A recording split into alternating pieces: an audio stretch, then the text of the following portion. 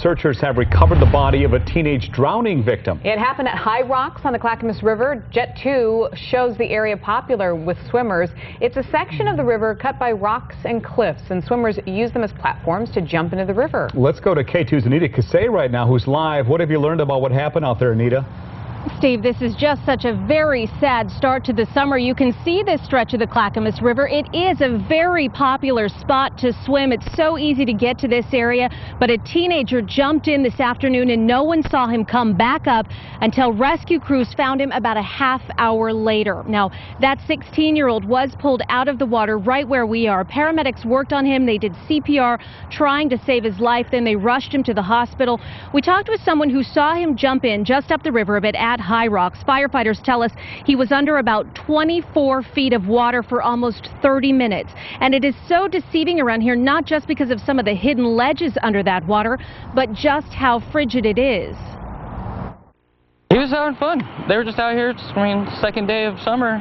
It's a nice day finally. Everybody's excited to get out there and the water's too cold. As you know, we've had a lot of rain, a lot of snow melt. This river flows directly down from Mount Hood, so that's what we talk about all the time. The swiftness right now in this area, being it's High Rocks, there's not a lot of rapids and so forth. That's why it's a good swimming hole, but the coldness of that water after a few moments will basically paralyze those muscles and you're not able to swim.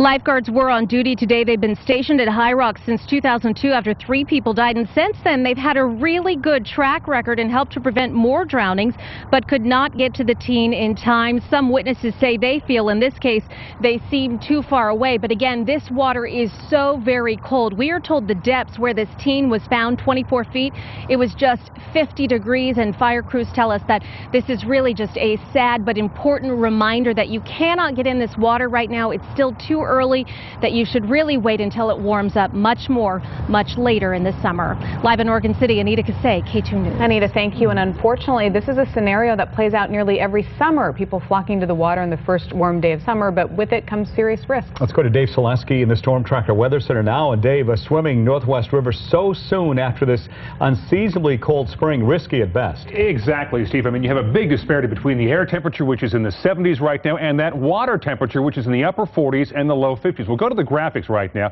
It's 73 degrees outside, a very nice day out there with plenty of sunshine. But let's go to the map again, and you can see the rivers and streams are now flowing at their highest levels all year long because of the very rapid runoff coming off the Cascades and into the Clackamas River, the Willamette, the Sandy, and all the rest of the tributaries.